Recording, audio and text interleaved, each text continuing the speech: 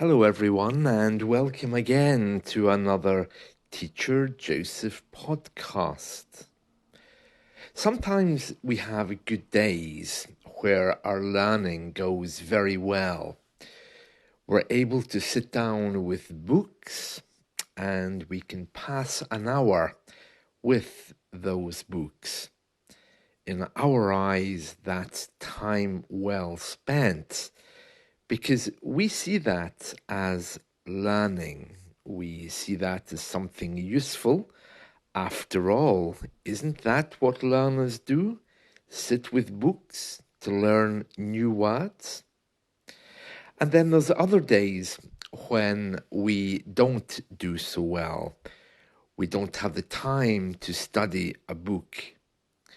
Before COVID, we were rushing to catch a train, coach, or to get in the car to get to work. These days, life is not quite so stressful because many of us work from home, but yet we still find it difficult to do that hour of study, which we are told helps us. There's 2 points to this. I think the first point is whether our hour of study is actually beneficial, whether that's the best way to learn a language. And the second point, of course, is where this feeling of uselessness and lack of progression comes.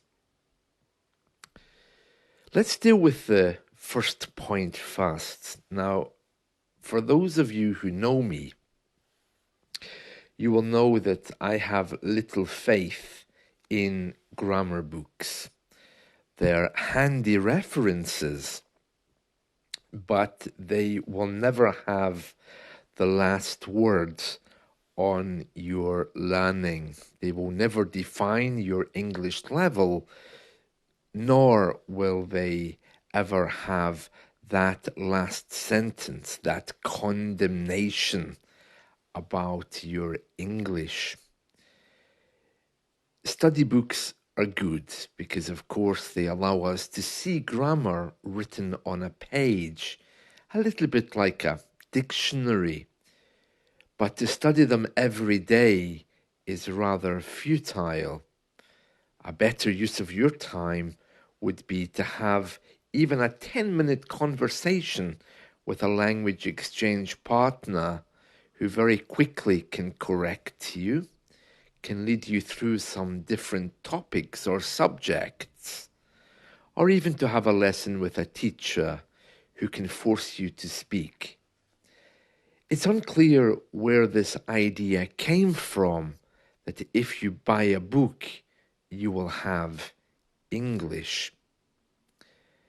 It's something from this capitalist world we live in that somehow learning a language adds up to the amount of money we spend.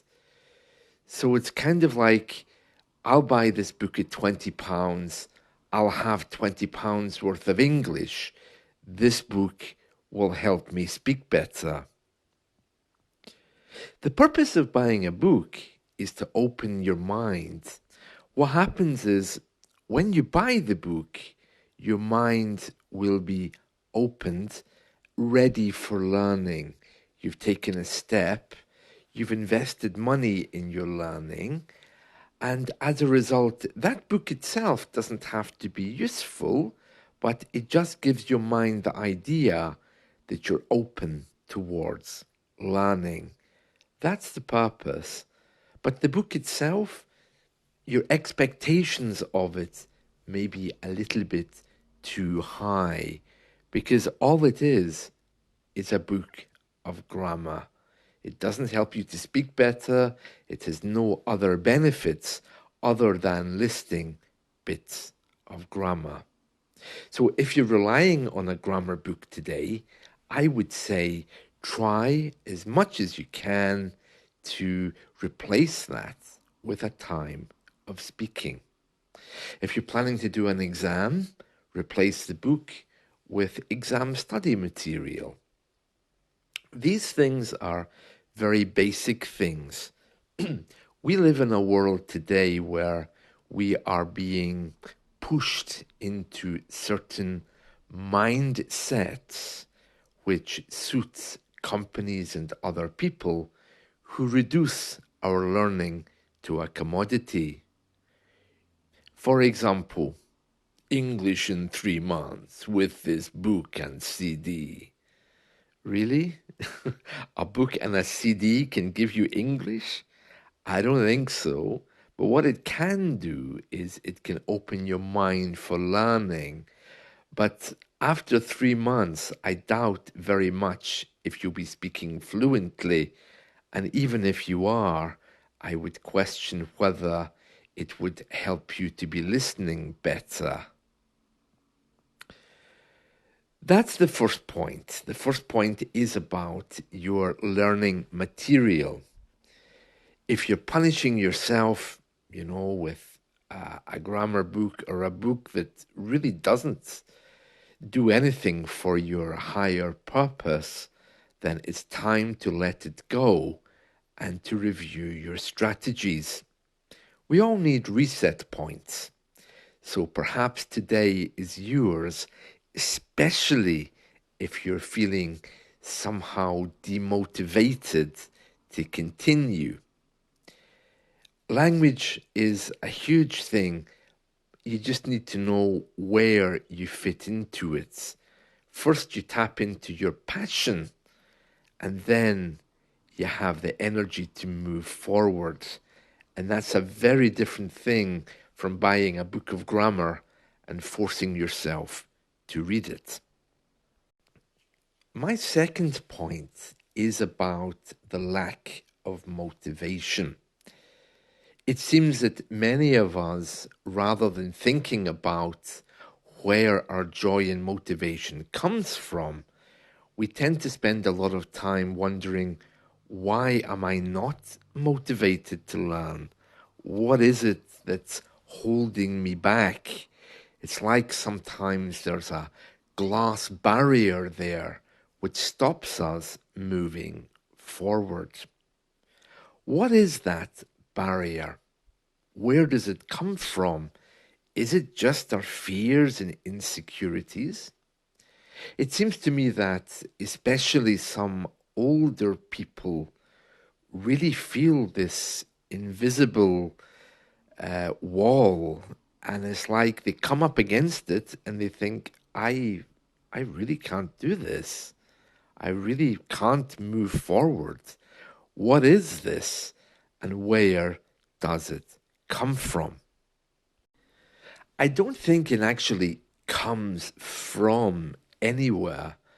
It's mostly illusionary, based upon bits of information that you might have heard on the news, along with other people's thoughts and ideas about your abilities.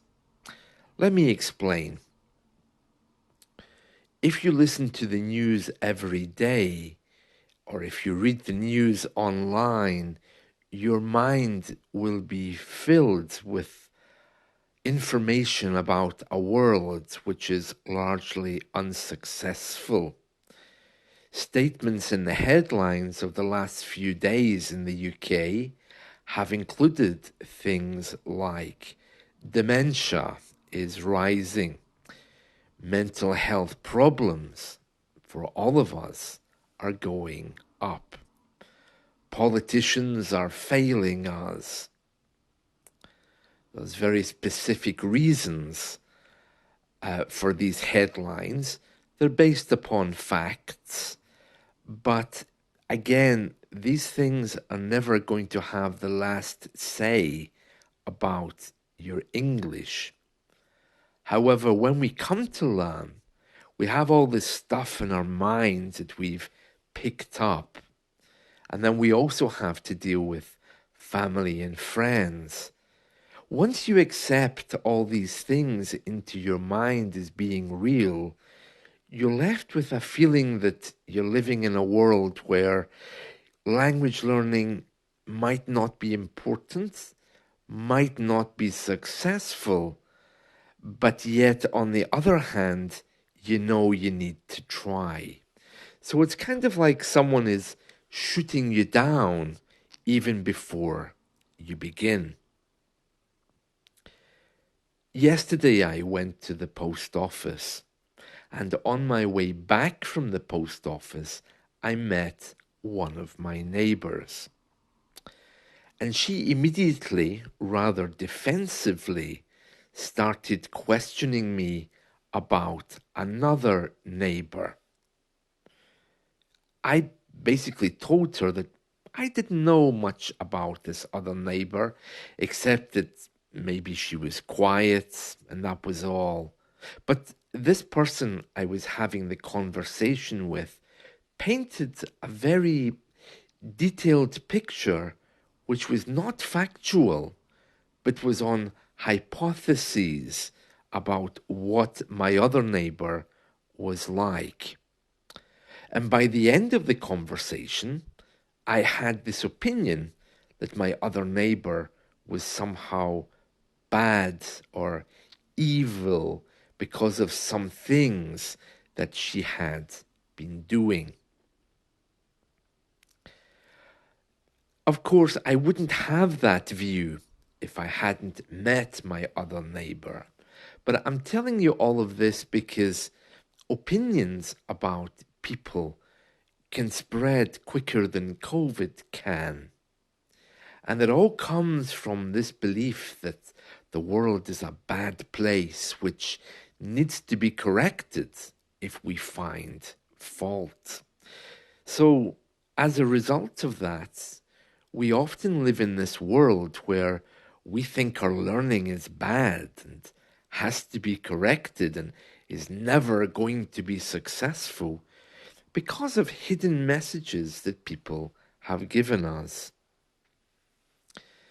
I was telling someone the other day that I'm learning Persian, the language of Farsi, and the reply I got was, why?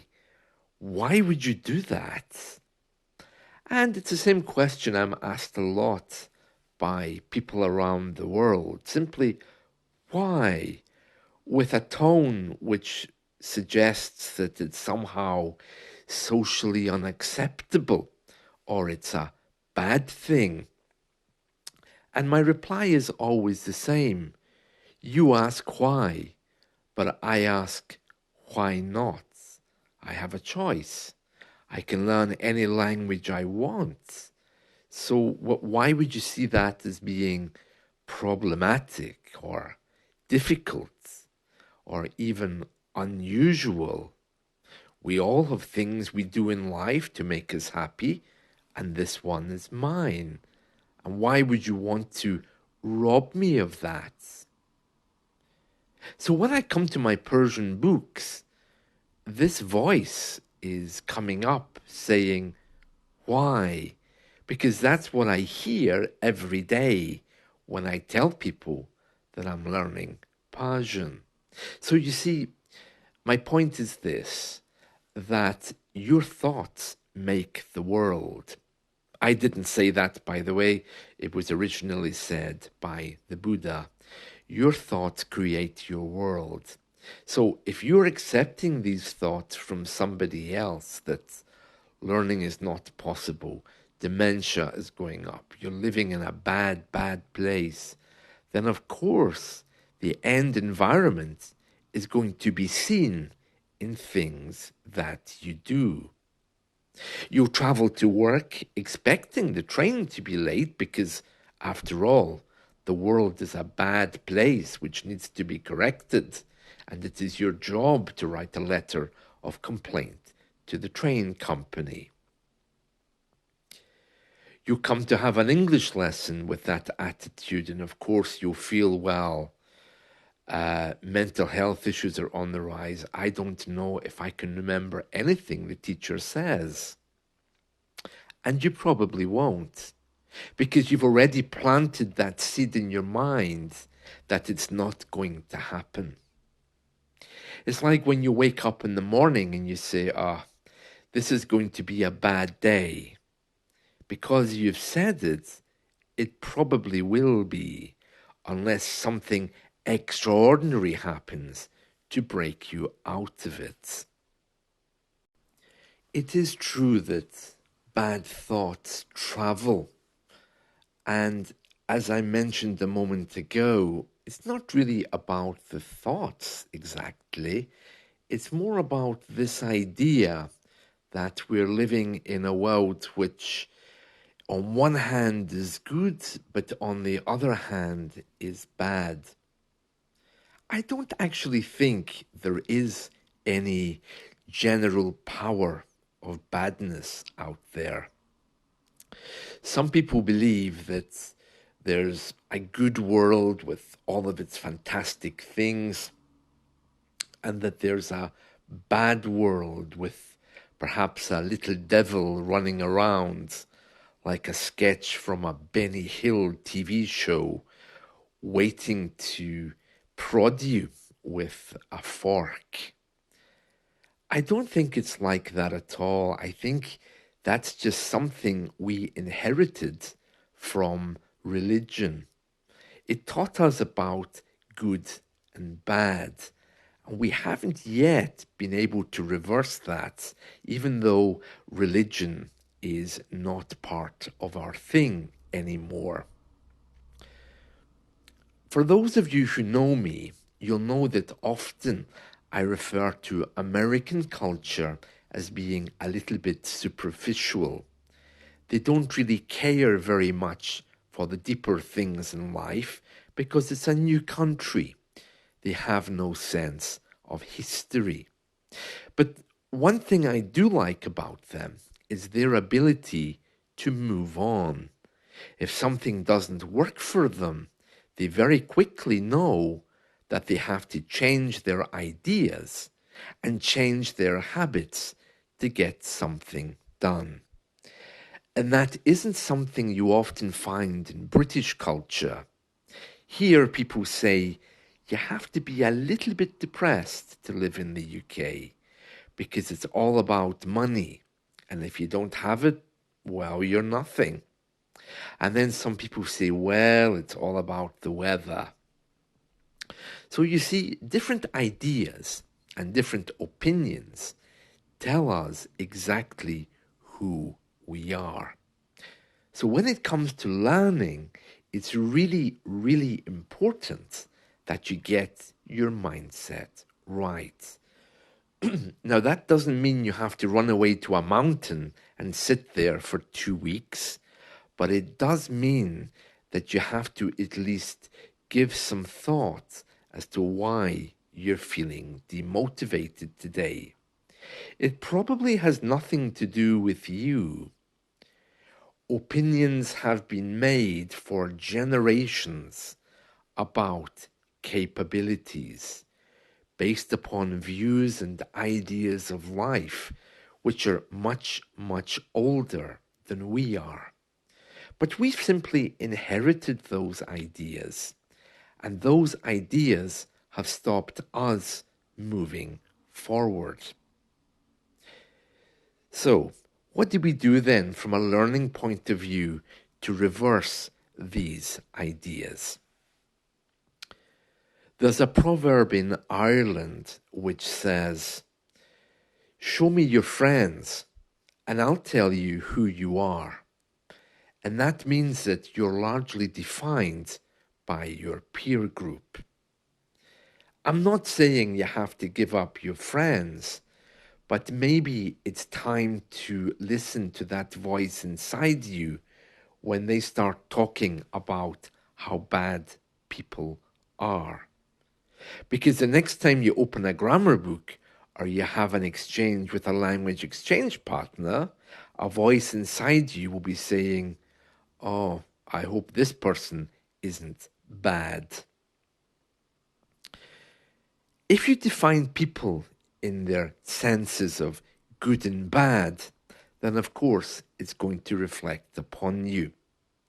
Some people say that they like to listen to the news every day because it's better than dramas. They have it in the background.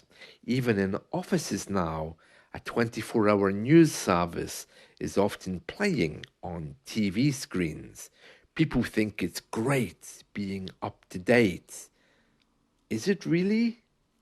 Because when it comes to your learning, the next time, when it comes to your learning book, after watching TV for 7 hours a day in an office, for example, with headlines about wars, bombs, and people waiting to blow us off the planet, and of course the planet destroying itself, then you have to wonder what that does to your opinion of what you can achieve.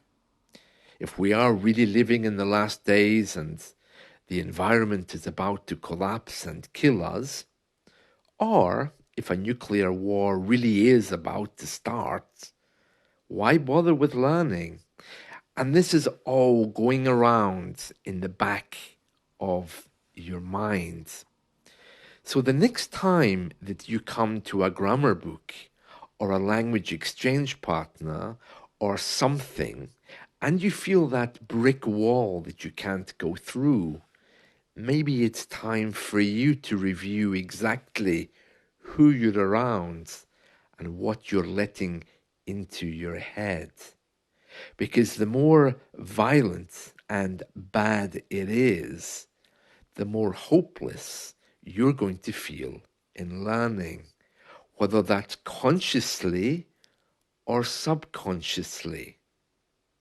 Those of you who know me, I'm always saying, take 5 minutes a day just to quieten your mind, to sit there in silence, to clear out all of this stuff that you hear. I like to watch TV shows before I go to bed in the evening, or even a movie. But I don't think I've ever seen a movie or TV show where there hasn't been some suggestion of guns, violence, homicides, crime, because that's all that's available. Even in the most romantic comedies, there's always a moment where one of the lovers does a bad thing or tries to leave, or there's a misunderstanding and the other person is distressed or distraught for 48 hours, not being able to sleep, eat, or work. These are just a few ideas for you to work with. Learning is a much bigger thing than coming to the table. It's also about your mindsets and what you're believing about the world around you and your consciousness. That's it from me today. I hope you've enjoyed this. It's a bit longer than usual, but I hope this has let you see inside how the world works and also how your mind works and how the two things don't often come together, leaving you in a state of disparity and wondering what it is that you need to change going forward. And it's quite simple. Change your thoughts will change your world. That's all from me. See you. Bye.